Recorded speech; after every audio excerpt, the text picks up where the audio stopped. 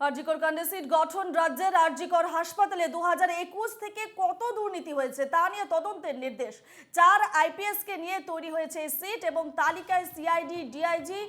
সোমা দাস মিত্র, মুর্শিদাবাদের ডিআইজি ওয়াকার রাজা রয়েছেন।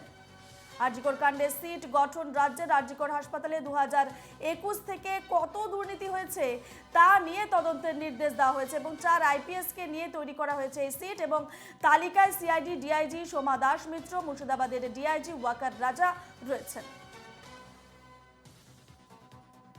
আরজিকর কাণ্ডে এবারে সিট গঠন রাজ্যের আরজিকর হাসপাতালে 2021 থেকে কত দুর্নীতি হয়েছে তা নিয়ে তদন্তের নির্দেশ দেওয়া হয়েছে এবং 4 আইপিএস কে নিয়ে তৈরি করা হয়েছে এই সিট নিয়ে আমরা আরো বিস্তারিত জানবো। সরাসরি রয়েছেন আমাদের প্রতিনিধি সুস্মিত মজুমদার। সুস্মিত, আরজিকর হাসপাতালে 2021 থেকে কত দুর্নীতি হয়েছে তা নিয়ে তদন্তের নির্দেশ দেওয়া হয়েছে এবং 4 আইপিএস কে নিয়ে তৈরি করা হয়েছে সিট।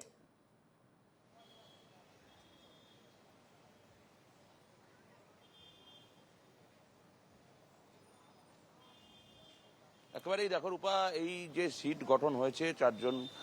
আইপিএস কে নিয়ে এবং সেটা নিয়ে কিন্তু ইতিমধ্যে তারা তদন্ত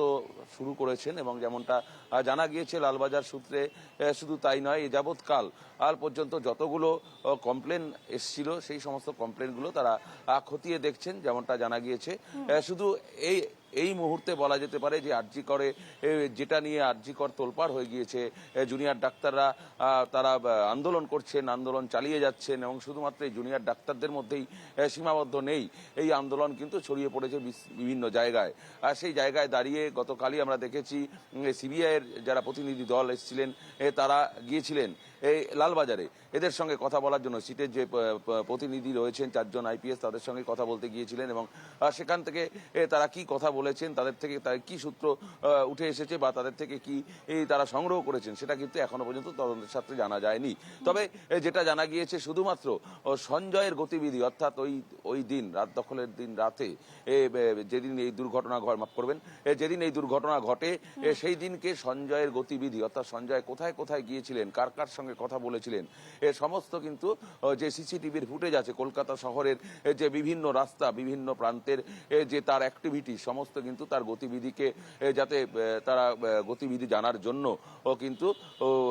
সমস্ত ভিডিও ফুটেজ তারা লালবাজারের কাছে চেয়ে পাঠিয়েছিলেন। তার কারণ সঞ্জয়কে জিজ্ঞাসাবাদ করার পর পুলিশ জানতে পেরেছে যখন তিনি আসক্ত ছিলেন, তিনি মদ্যপ ছিলেন এবং সেই কারণে তিনি কিছু মনে করতে পারেননি, এমনটাই কিন্তু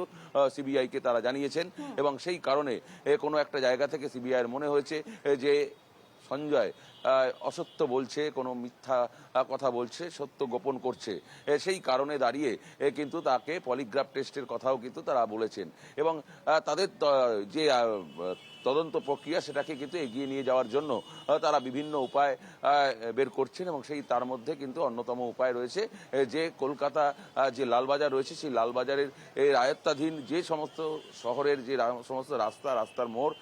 যেই মোড়গুলোতে কিন্তু সিসিটিভি লাগানো রয়েছে সেই সিসিটিভির ফুটেজ ওই দিনকে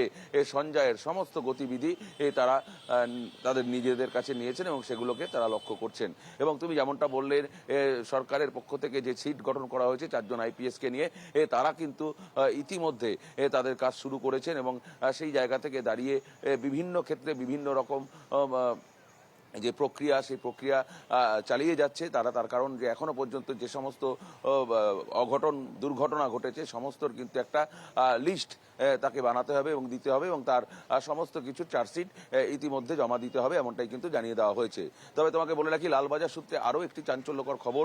যেটা কিন্তু ইতিমধ্যে শুধুমাত্র আরজিকর হাসপাতালে নয় বিভিন্ন মেডিকেল কলেজ হাসপাতালগুলোতেও কিন্তু আরও নিরাপত্তা বাড়ানো হলো। আজকে কিন্তু আরজিকর মেডিকেল কলেজে সিসিটিভি ক্যামেরা লাগানো হবে, আরও বেশ কিছুটা ছাত্রদের নিরাপত্তার কথা মাথায় রেখে। সেই কারণে লালবাজারের পুলিশ, কর্তব্যরত পুলিশ এবং কলেজ কর্তৃপক্ষ